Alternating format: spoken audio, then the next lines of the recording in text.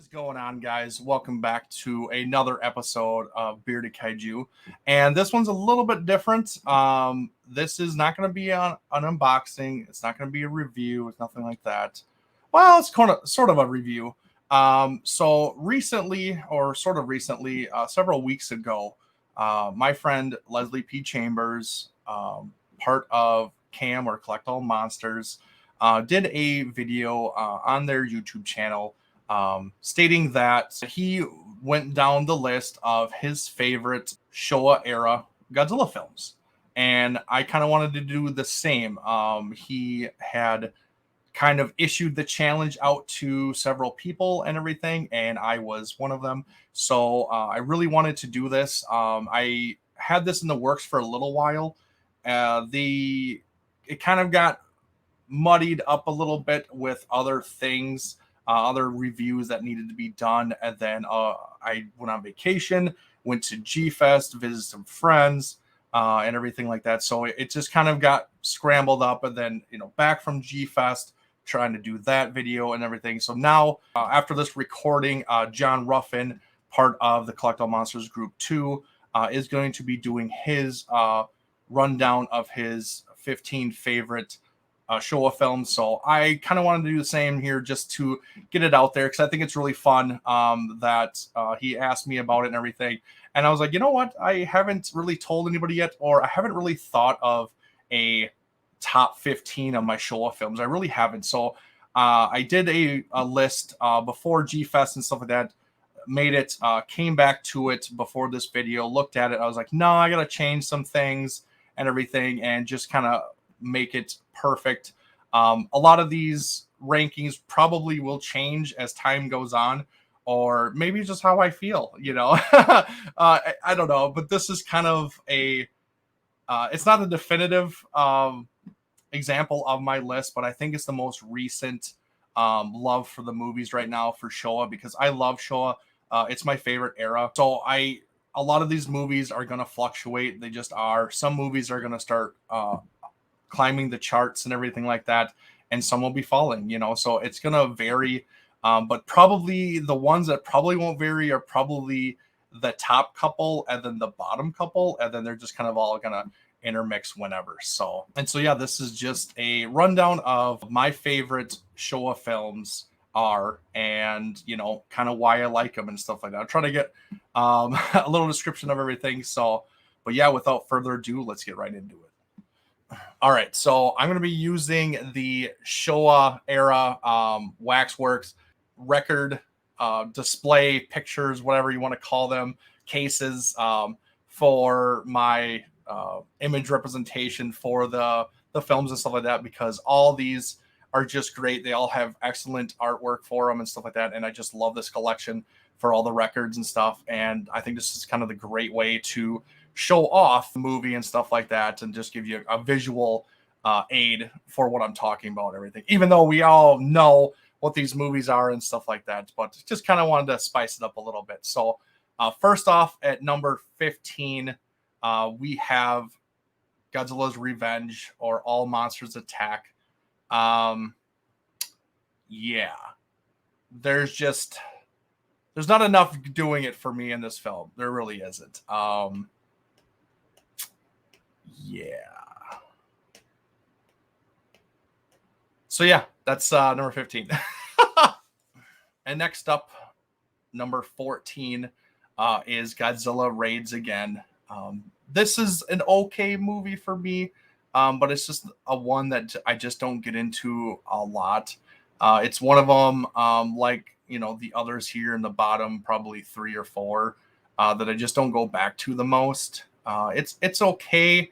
I do love, like I said, I do love the fighting, and when they sped it up to really make these Kaiju, Anguirus, and Godzilla really look very beast-like, and they were just kind of out of control, and they just fought just aggressively.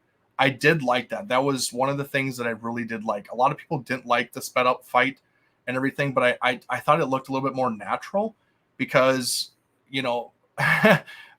monsters or mortal enemies or imposing kaiju that have aggressive streaks, are not going to fight in slow motion. They are going to get after each other. And it was pretty vicious that, Godzilla ended Anguirus like he did by biting his neck and killing him that way. Like, it was pretty crazy. So yeah, it was really great. Obviously, this was Anguirus's first film. So he kind of, everybody's radar from there. The film just didn't do a lot for me. So that's why it's at all right. And number 13 goes to Son of Godzilla. I know this is a loved one for a lot of people. I really do, and I get it. I have a little soft spot for it because my daughter, who is 8 years old, she loves this movie because she loves Minya. And I don't blame her because she is the little Godzilla and I'm the big Godzilla. And that's how she portrays it and stuff like that. She will talk about us and classify us in that way. So it kind of pulls at the heartstrings a little bit for me. But like me personally, I'm not a huge fan of this movie. Like I said, everybody has their own preferences and stuff like that, but it just didn't do it for me. I'm not a huge fan of the Godzilla suit and everything. So just overall, it didn't do enough for me, or the lower rankings for my list, just because it is a little bit higher than maybe it could be just because of my daughter. But just me personally, I just don't like it that much. So, all right, coming in at number 12 is GOJIRA, or Godzilla, King of the Monsters. This is one that I respect it. I understand why it's higher on people's lists. I get all of that. But for me, in general, I just don't get a lot of enjoyment out of it because, for one, it is a very serious movie. It really is. Let's be honest. Like that's the whole tone of the film, was to be serious, and it was, and I get that. But as an enjoyment watch, like, it's not up there. Like, there's more films that I enjoy way more. I'm not going to watch a film and just be depressed and everything. But like I said, I get it. I get why it's beloved with a lot of people, and it's higher on other people's lists. I mean, I understand that, but like, it's very sad. It's a very heartbreaking movie. Back to the people, to Godzilla, I mean, to everything. So I don't dislike it. It's just lower on my list for rewatchability because this is another one that I just don't watch enough. Normally, if I watch the original Godzilla, I actually watch Godzilla King of the Monsters 1956 with Raymond Burr. I actually like that one a little bit more. Obviously, it's dubbed and everything, and then you have Raymond Burr in it. That just helps put a little bit oomph into it for me. But it is what it is. It's the same thing with Godzilla 1984. I actually like Return of Godzilla 1985 with Raymond Burr in it. So that everything about that is just speaks to me a little bit more. Plus, it was more in my childhood that I watched these dubs more than the subs. Just because, I mean, that's the way that I got to see them before I ever watched the Japanese version. So, like, when I watch these movies, I can literally, like, almost say line to line, what they're going to say, or, if there's a scene going on, I can play the lines in the movie, word for word, or I know exactly what scene is playing without even watching it. So, but yeah, I understand it, respect this movie, but just not high enough on my list. So, all right, coming in at number 11 is Godzilla versus SMOG Monster. I am not a big fan of this movie. I don't know. I never got on board with this psychedelic type movie. I know they were going for a different message and everything, and I applaud them for it. I'm not the biggest GHIDORAH fan. It is what it is. Everybody likes different things. Everybody likes different kaiju and stuff like that. I like a particular kaiju that maybe a lot of people don't like, that they think is lame and whatever. It is what it is, and they can think that. But I just don't like this movie. It's got some okay parts and everything, but overall, I just never got on board with it. It's a very dark movie, and I know why, because they're trying to talk about like saving the world and the pollution and stuff like that, where we had to be more, self-aware of it and everything. And it's good because they were trying to get a message across, but I don't know, this never connected with me as a kid personally, and then just never, as an adult, I've never grown to even like it even more compared to other movies and stuff like that. So this is one I just don't watch a lot either. Just like the previous ones, this is probably my half that I just don't watch. I watch the least for sure. But yeah, sorry, Ghidorah fans. I know he's beloved. I know a lot of people love this movie for different reasons, but me personally, I just don't enjoy it.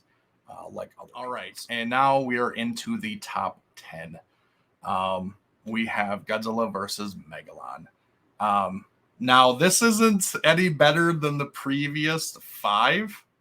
Now, mind you that, but it's a little bit more enjoyable just because of the kookiness, but the kookiness can be very cringy.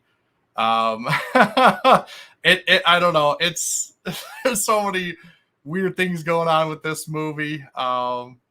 It is what it is. It should have been Jet Jaguar's solo film and his breakout, which it still kind of was his breakout.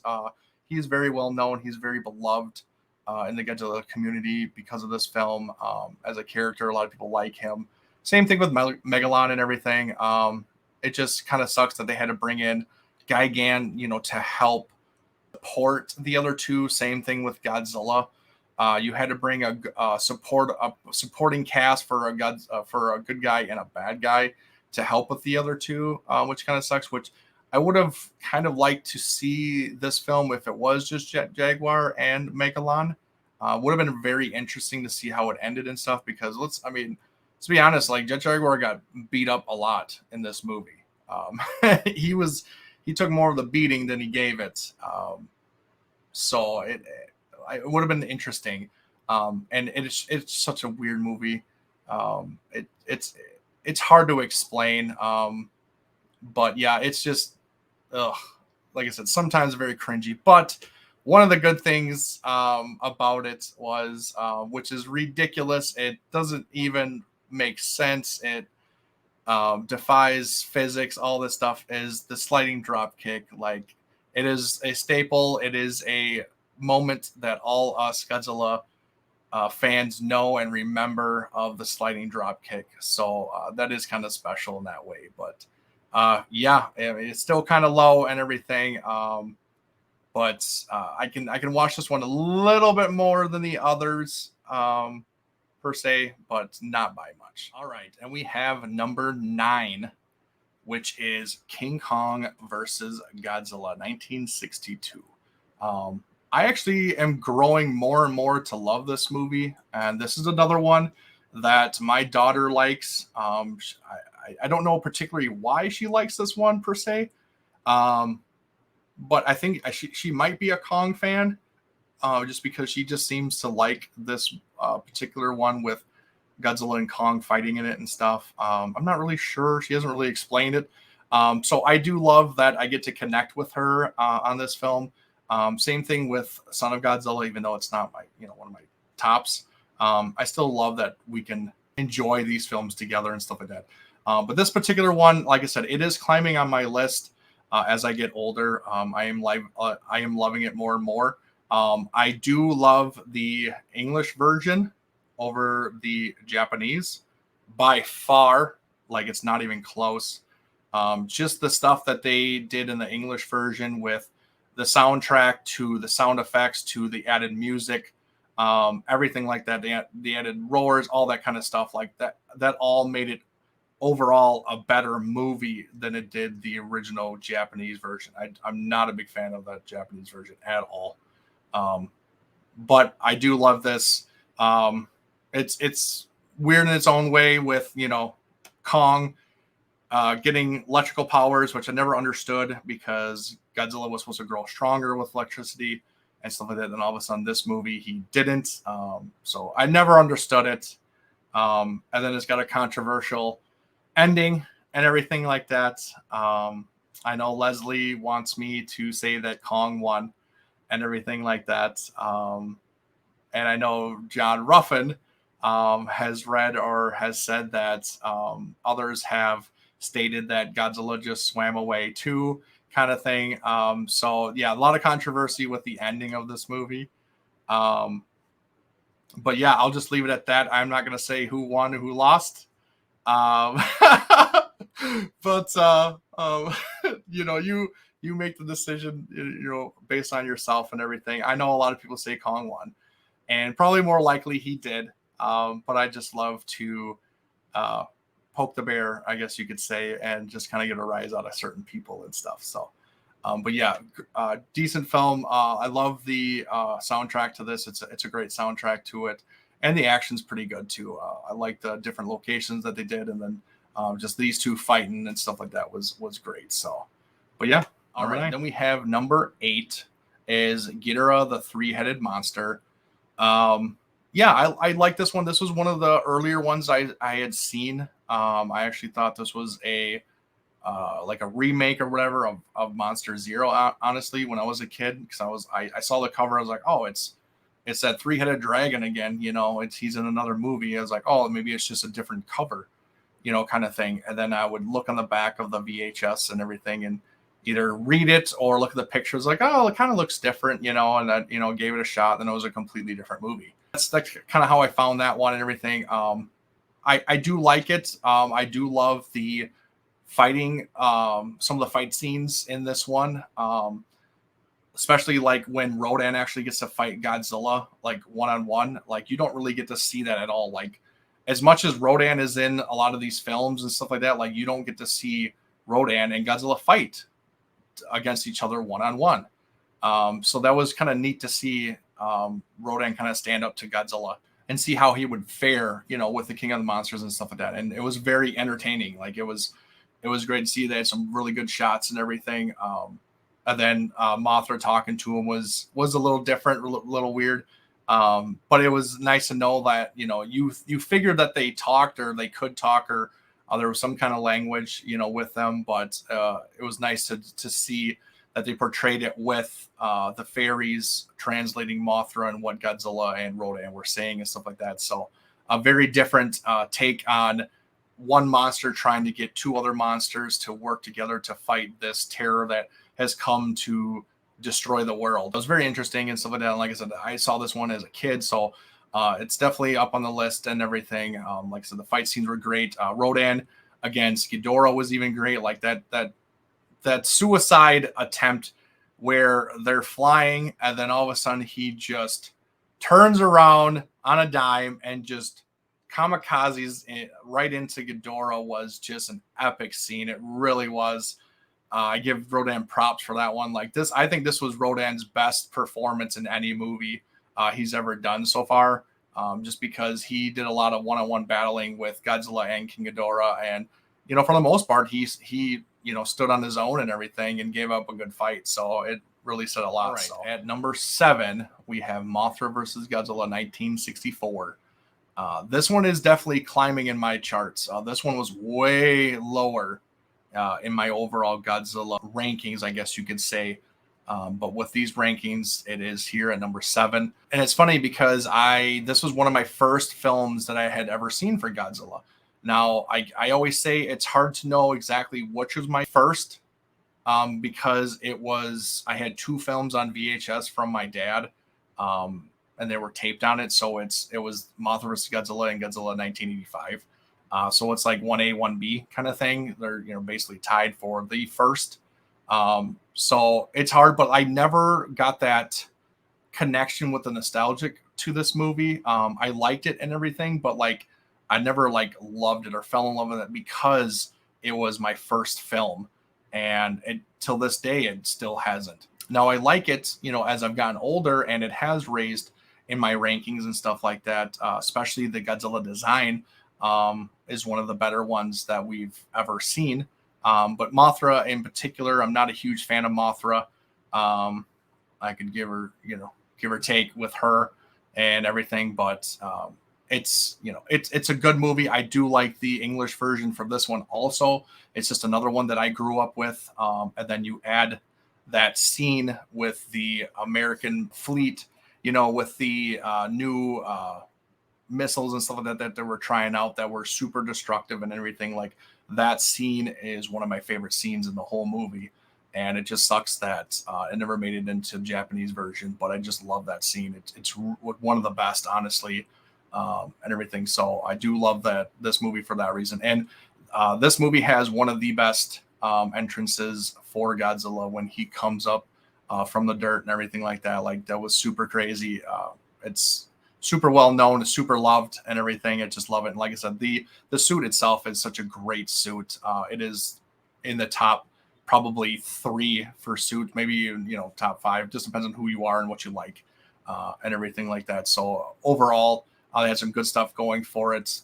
Hated that Godzilla lost to the larva. Didn't really like that version just because as a kid I saw Godzilla as this this menacing, destructive monster. Then that I didn't think that these larvae could actually kill Godzilla in any way. And I don't think he killed them. They pushed him off a cliff when he was all webbed up and everything. Doesn't mean he died, but like as a young fan, like that's what you think, and you kind of get mad about that because you don't want Godzilla to lose because you're a fan of him and everything. So, but yeah, I would have actually rather preferred if like the adult Mothra would have beat him. It would have made a lot more sense and everything. But what we got is what we got. All right, on to number 6. We have Destroy All Monsters. Now, this is another one that my daughter particularly loves, and I actually love it too, though. This is one that we watch a lot, because we both love it. I love the music in this movie. I love the kaiju action in this movie. It's just overall a pretty decent film. A lot of people say this is overrated and everything. Their choice, their reasoning for them, but I just love it. It's a great film. For the longest time, I didn't know this thing existed. I had seen like bits and pieces of it, for trailers or for just advertisements and stuff like that. And I would never know where those scenes came from because I would like, what movie is that from? I've never seen it, until I finally stumbled upon it. I don't even know how I did, but I did. And I was like, oh my God, this is amazing because it has all these monsters and everything. And it was great. It was probably one of the TNT like monster visions that they used to have, when I was growing up and stuff like that around like Halloween time. And they'd have all these monster movies on and everything. That's where I saw a lot of this stuff, honestly. So I love that. I think it was that, but I just can't remember exactly if it was. But I just know like the advertisements would show bits and pieces from this movie, but I never knew what movie it was called or what it was. So finally seeing it was really great. But there is some things I don't like about this movie. One of the biggest things is, and I've talked about this with friends and everything, is that fire dragon, I guess you could say, is not really a creature. It's just a UFO. And I really, really thought that we were going to see a new kaiju or monster. And we didn't. It was just a ship. And I was very, very disappointed because I was like, okay, they killed GHIDORAH, which we'll get back to that in a minute. And then there was this other thing that came. And I was like, oh, my God, this is going to be even stronger than GHIDORAH. It's another dragon kind of thing. And it was a ship. And I was like, wah, wah. So that's really sucked. And then, like I said, they handed GHIDORAH his butt in this movie. Let's be honest. They tore him up. I kind of wish he would have made him a little bit stronger, just because if this is the monster that they chose to fight the Earth monsters, I wish he would have put up more of a fight, and then actually added more of the kaiju in the fighting, like Varan and Manda and Baragon. Like they were supposed to be in there, but they were just either puppets in the background or just a painting, and you never really get to see them. So it was the others that really got to shine, and I think the one that kind of shined the most was Gorosaurus in this film, just because I think he did a lot of damage to GHIDORAH. Plus he was the one who actually knocked him down and everything. Yeah, he was distracted by Godzilla and Anguirus and some of that, and he kind of went around the back, but I think overall, the spotlight was a little bit more on him Very close second would be probably GHIDORAH, just because of him attacking first, getting in there, biting the neck, getting dragged up, falling down, and still carrying on and still aggressively going after him and stuff like that. So, but yeah, this means a lot to me just because of my daughter and everything. So that's why it's a little higher on the list. But overall, I still love it as a film. So, all right, now we are in the top 5. And starting us off is Godzilla versus Monster Zero, or Godzilla versus the Astro Monster. Overall, this movie is pretty well done. From the human characters to the kaiju characters to the kaiju action to the music, a lot of it is well done. It's really, really, really good. This is one of the few that I think has the best human characters and human story. And then besides that, like, some of the human characters are some of my favorites too. And then you even have memorable lines, through the movie and stuff like that you just, people repeat, and you can just, what movie it's from. And it's just a great film. I loved that they went into outer space. I love that they got to fight on Planet X. I love what the planet looked like. I like that setting and everything, that environment. So yeah, that was really great. And then just, the 3 getting controlled and then breaking the control and then them fighting, and it's like, this movie doesn't have a lot of kaiju action in it. We have just little bits and pieces. There was the one where they're fighting on Planet X, and then they get to kind of rampage around the world, and then they get to fight each other. But there's not a lot. It's mostly human characters. And that's what drove this movie, but it makes it such a good movie because it had a strong human story to it, and overall story in general, really. So that's what made this a really good film, and that's why you don't need a lot of kaiju action. Yeah, it's a bonus, and you want to see it, but like, if the other stuff can carry the movie too, then it just all around makes it a good movie. So that's what it did for me. So. And then, of course, you get the jump and go GN here. I mean, you got to love that. So, but yeah, super good. And number 4 is Godzilla versus GIGAN. Now, a lot of people might think it's weird that this is up higher than it is. But it's honestly because of the kaiju action in this film. I think there's a lot of it, and I love everything about it. It's choreographed really well. It's shot really great. And I think it was one of the movies that had probably some of the most kaiju fighting in it, honestly. And it was great. Plus, it had the Godzilla Tower. I love the Godzilla Tower. It was super unique, super different. And then, obviously, it debuted GIGAN, who was and is a mean SOB and everything, but also a chicken at the same time, where he will run away and, when the tables have turned against him and stuff like that. So, and it sucks again that they had to bring in supporting cast like this one, good and evil, for GHIDORAH and Anguirus. But it was a nice tag team match also at the same time too. So, so I've said it before, I'll say it again. The human story in this movie is atrocious. It really is. It's very boring. It's very lackluster. It sucks because I used to fast forward through all of that stuff when I was a kid, just to get to the kaiju action. And like I said, luckily there was a lot of kaiju action in this movie, and I loved it from there. Like, I praise this movie for the fighting and everything, but other than that, there's nothing else going on. And yeah, the soundtrack, obviously it's good because it's Ifukube and everything, and obviously all this Showa stuff is great music. I'm not saying the music is bad, but just the human story characters just sucked. And they're just annoying and just goofy, and I didn't like them. So I go for this one with the alone the kaiju action in general, and I just loved it. So yeah. And now we are in our top 3, and at number 3 we have Godzilla versus the Sea Monster, or Ibra Horror of the Deep. This one is probably a shocker to maybe some. If you don't know me, I actually love this movie. I know this is low on a lot of other people's lists and stuff like that, and that is okay. We all have our preference, but to me, this movie has grown on me so much. But even back when I was younger, I would watch this movie for the human story alone. This is a complete reverse on Godzilla versus Gigan for this one. This is a very small taste of the kaiju action, but a lot of human. And I actually love the human part in this one, but not the human part in this one. I love the human story in this one, and they had some great actors, some big Japanese actors in this movie, and overall it's a great film. It's a fun film. The setting is a tropical island. You know, it was the first tropical island that we got setting for. You know, where the few followed after that.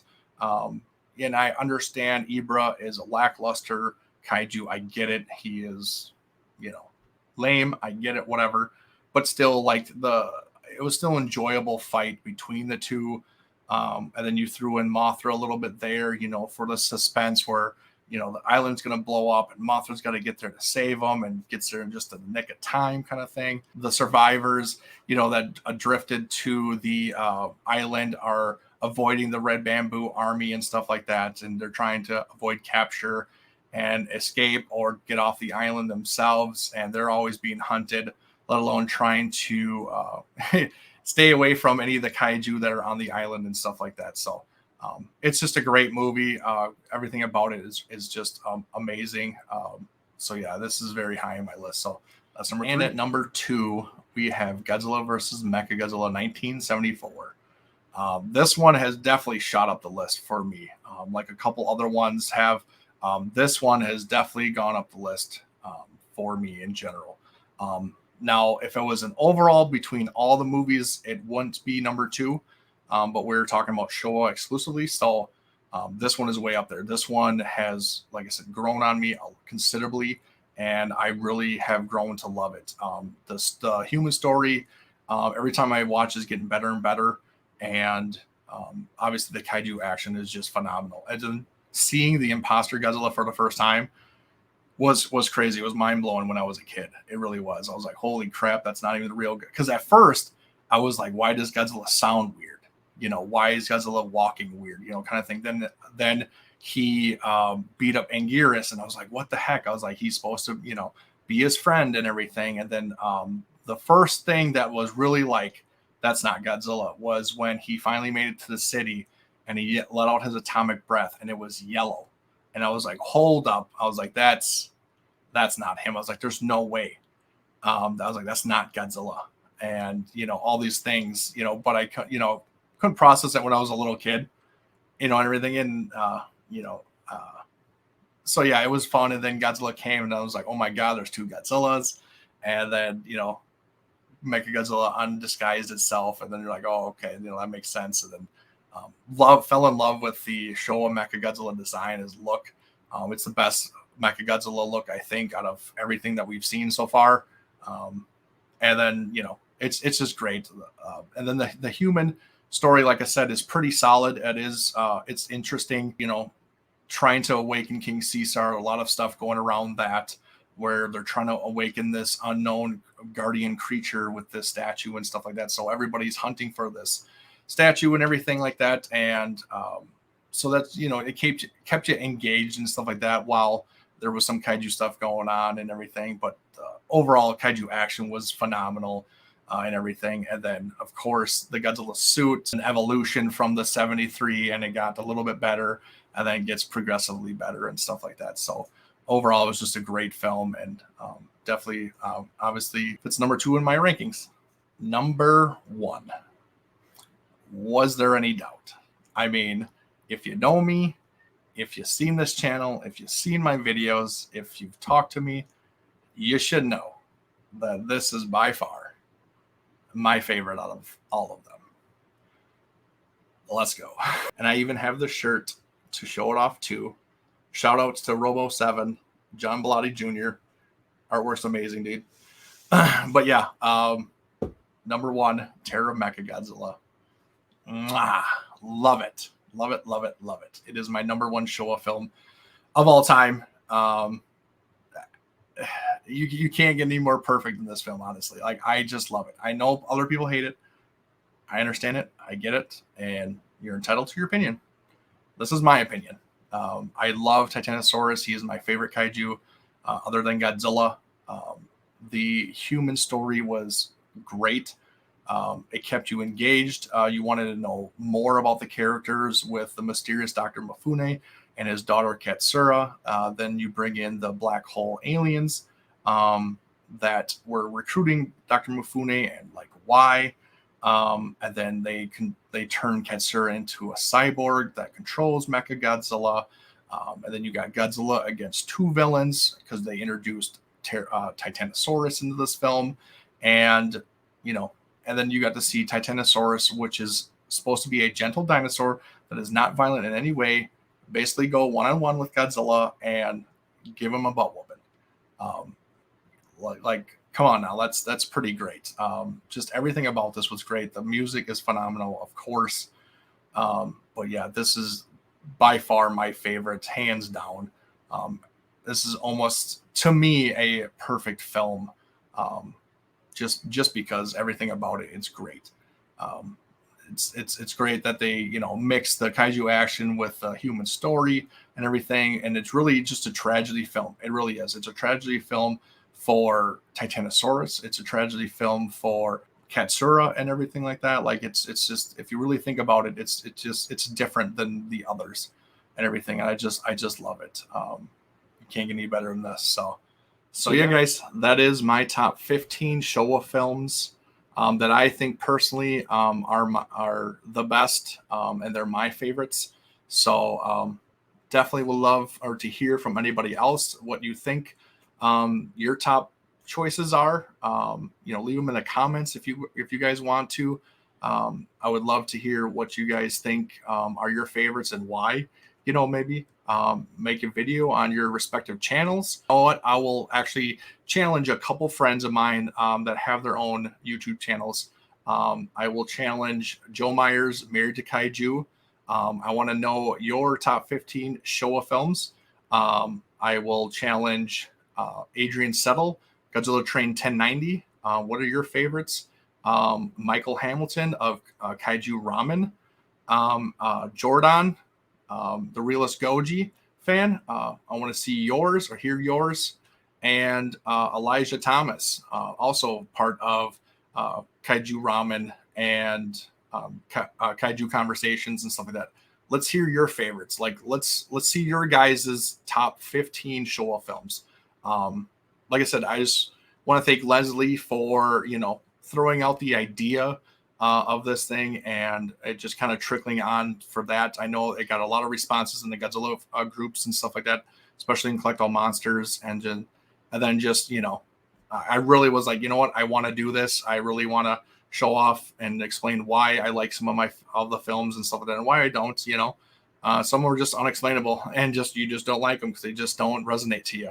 And that's okay. Everybody has a different opinion. Everybody has a different preference. Everybody has different likes, and that's okay. You can have that. If you don't like what I like, I'm not going to get mad at you because we are not the same person, and that is okay. That is what makes us special, and that what makes our community special is that we all have different takes on things, but we can also still be friends and get along because we have differing opinions and stuff like that. So it's really great. So yeah.